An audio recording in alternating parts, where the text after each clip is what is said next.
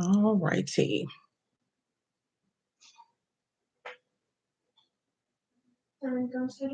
Yes, and be quiet about it.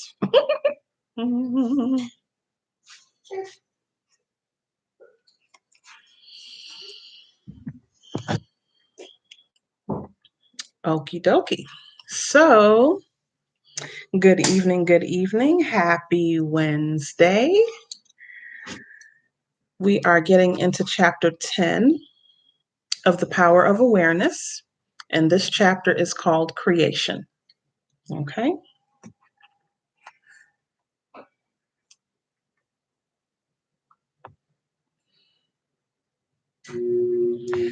All right, so Mr. Goddard starts off with a quote from Isaiah 46, 9 and 10.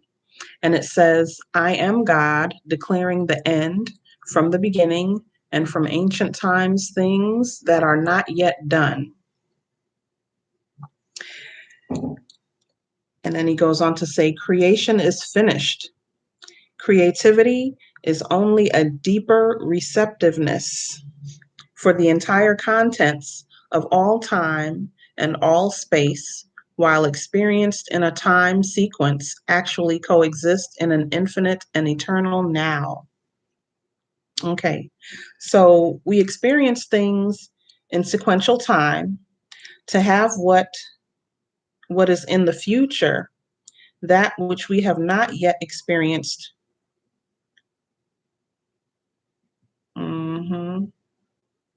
We need to reach into the coexisting infinite and bring it into now. Let me read that again. We experienced things in sequential time to have what is in the future, that which we have not yet experienced. We need to reach into the coexisting infinite and bring it into the now. And that made me think about Star Trek Deep Space Nine, the one with Avery Brooks as the captain.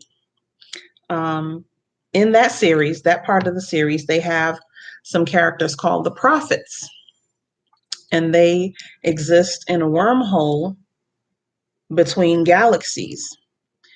They do not function in linear time. So in conversations that the captain has had with him, Captain Sisko has had with them as their emissary,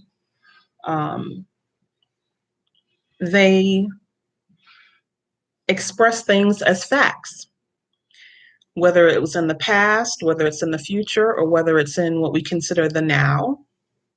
Everything is just a fact because the existence of it has been established. Okay? So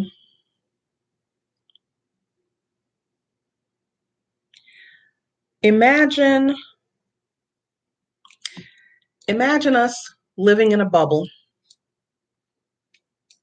circular, and there's a path across the center of it. There's like a bridge from one corner of the one end of the circle into the other. And around us are everything that exists, that existed, that exists now, and that exists in the future. Okay? So when we're manifesting what it is, as we're the linear, walking across this bridge represents our linear existence.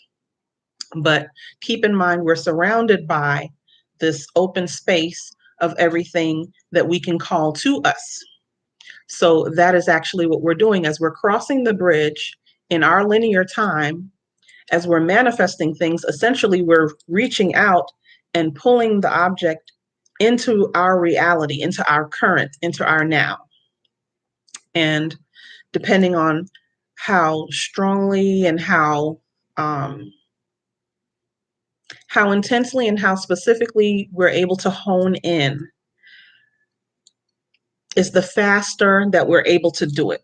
Okay, according to Mr. Goddard, this is the basic information for every chapter, that we need to utilize our imaginations to bring in what it is that's readily out there for us, essentially.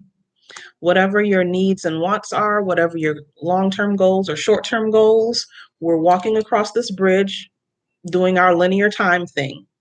But with our imaginations, we're able to pull in from wherever it is in the circle around us the things that we want to manifest, whether it's our home life, whether it's, increased income, material things, spiritual things.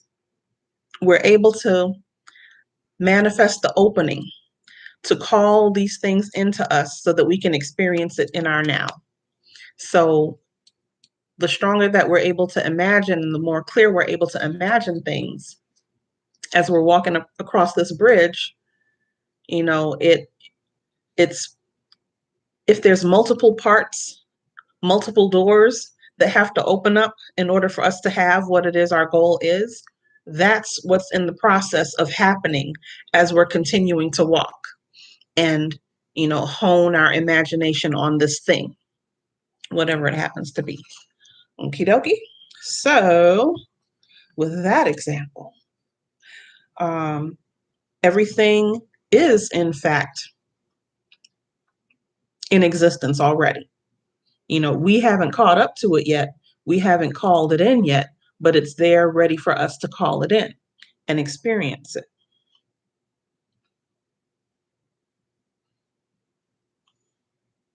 So the prophets exist in non-linear time. This is the characters on the show. They exist in non-linear time, so everything for them is a ready fact, not limited by linear existence.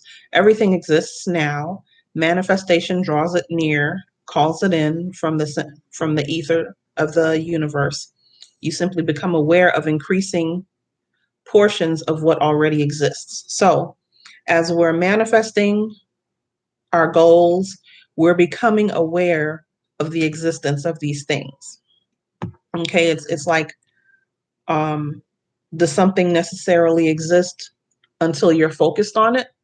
If you're walking down the street and there's a tree there, what form does it take when you're not focused on it versus when you hone in on it and you see the full details of it? Being that each of us can look at the same thing and have a different way of describing it based on our assumptions. It can take on different forms essentially. Now, bold section. Oh, the bold section. Let's scroll down. So he writes here, the fact that you can never be anything that you are not already or experience anything not already existing explains the experience of having an acute feeling of having heard before what is being said or having met before the person being met for the first time, or having seen before a place or thing being seen for the first time. So anytime we're experiencing a circumstance and it feels familiar, it's because it was already close at hand.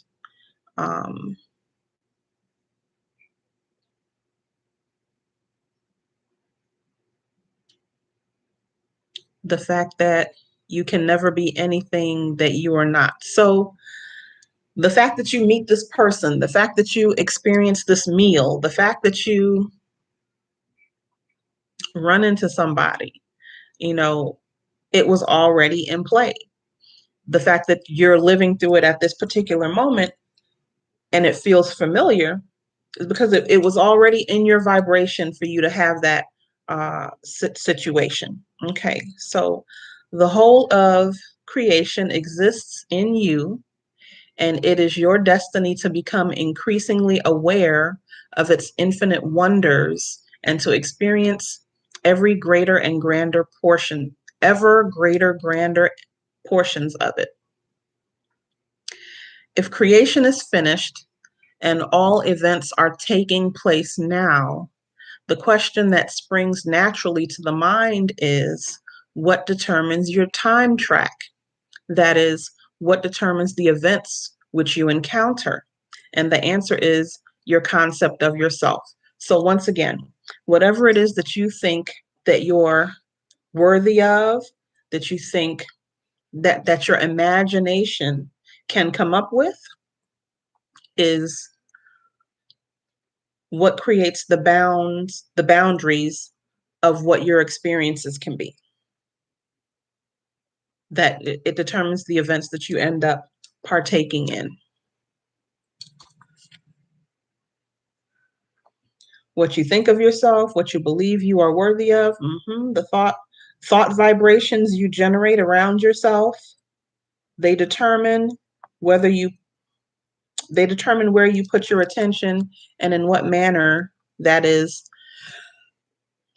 If your thoughts center on lack, if your thoughts center on poverty, if your thoughts center on contentedness, luxury, elite status, love, material things, spiritual things, combativeness, competitiveness, cooperativeness, supportiveness, wherever your mind tends to settle, it's creating the boundaries for you. Okay, so let me go on a little further. He says, concepts determine the route that attention follows. Here is a good test to prove this fact. Assume the feelings of your wish fulfilled and observe the route that your attention follows. You will observe that as long as you remain faithful to your assumption, so long will your attention be confronted with images clearly related to that assumption. For example, if you assume that you have a wonderful business, you will notice how in your imagination your attention is focused on incident after incident relating to that assumption. So you're building the tone of the experiences that you have, okay? The manner in which you think consistently, which is why it's important to be conscious of your thoughts, to control your thoughts, so that you maintain the vibration that you need to maintain in the words that you use, in the words that you write, because I'm encouraging you to write things down. The power of the pen is what we're working with here, and the power of the spoken word. So,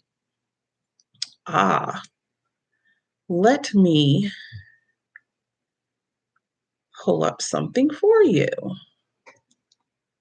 I found it the other day. There's a few of them, actually.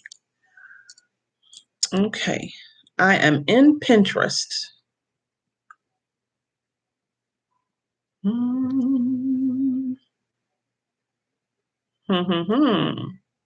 If you look up raise your frequency, you will see a chart that comes up. It should be under inspire good vibes, but it's like pink, hot pink, mauve, purple, navy blue, electric blue, sky blue, kind of sea greenish blue, olive green, yellow, variations of orange, red, and essentially what it's talking about are the vibrations. The higher vibrations, 700 to 1,000, going down to 500, 200, 100, and we're talking about the enlightenment level. Okay, well, no, that's just one of the levels. So higher and lower levels of consciousness is what it is. So you go from enlightenment to peace, joy, love, reason, acceptance, willingness, neutrality, which is just above 200, courage, which is at 200, pride, anger, desire, fear, grief, apathy, guilt, shame. So what it is, and it's from like God consciousness, let me keep going. God consciousness to saints and healers, which is in the peace area. Higher consciousness, heart-centered, transformation, empowered, struggle, suffering. Suffering is the lower level. So, depending on the type of words that you choose to express yourself, to call your goal into existence, words have frequencies. If you operate in lack, you'll tend to use words like can't, not able to, won't have, don't have, never type things. And so you're almost never going to get with that type of word usage, you're going to call in more things on that vibrational level than you would say if you were using words that expressed supportiveness, cooperativeness, acceptance, love, joy, peace, that type of thing. So it's important to choose your words carefully as you're stating your intentions, as you're holding your imagination, as you're honing in your imagination on what it is that you're planning for. You want to be sure to use affirmative words. Use words that affirm, that ensure. This is really in the realm of behave as if it's already taken place. It's in the here and now. Okay? So you want to use affirming words, because you want what you want and you want it in the best manner, right? You don't want to talk yourself out of it. It's kind of like the difference between saying you're on a health program versus you're on a weight loss program. Thinking about the weight tends to have a negative connotation for a lot of people. Weight loss, using that term, seems like a struggle more so than something that you're willing to do. You're actively willing to move towards it. You'll do whatever it takes to lose this weight. No, not necessarily. That's why we need gym coaches. That's why we need personal trainers. We need accountability partners, that type of thing. So, if it was something that had more of a positive connotation, we wouldn't need people to help cheerlead us into success. So I would say in this example to use the word, you're on a health program, you're increasing your health. So anything that you're doing, making better food choices, exercising more often, it is in the mindset of gaining health, not necessarily engaging in the struggle to lose weight. Okay, if you understand my meaning there. So that is something that I wanted to point out. And there are several different versions of the scale. There's another one called the vibrational emotional scale, and that is on the mind and lifestyle page.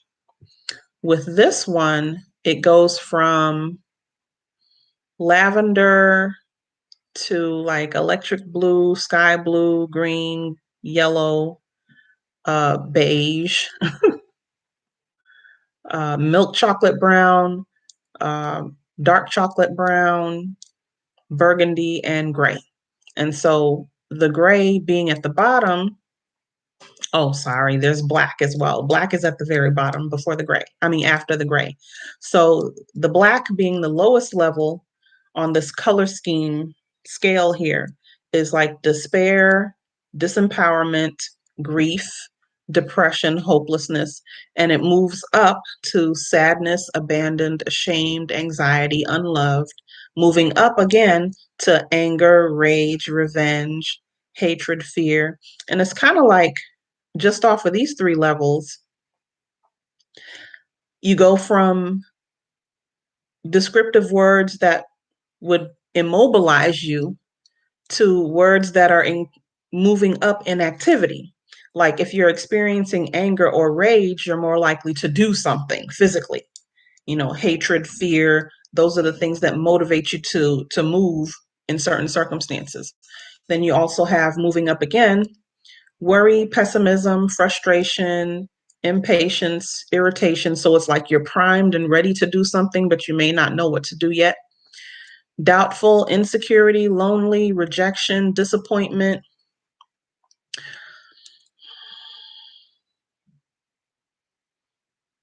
More likely to do something, but not as readily. And then you have the neutral area.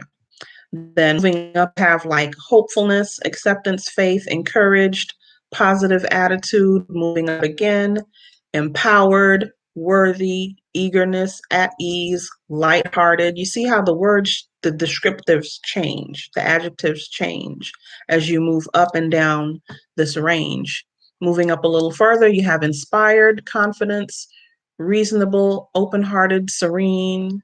Moving up again, happiness, gratitude, compassion, courage, spiritual connection, things that we're hopefully growing into in these upper levels of the scale, um, with love, joy, passion, freedom, and highest excitement at the top.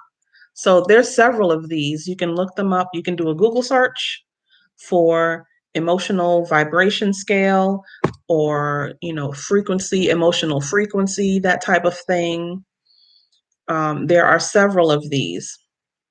You can look it up, and that could help you with gauging the energy of the words that you're using, gauging your mood, you know, um, so that you can basically stay aware of where you're at any given time, and adjust yourself accordingly for what it is that you want.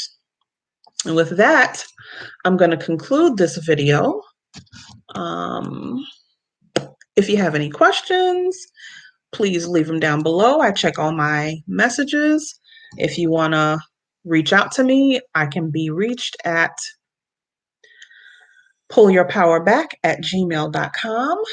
And I will be following up with the next chapter, chapter 11, shortly. So be well, and thank you for joining me.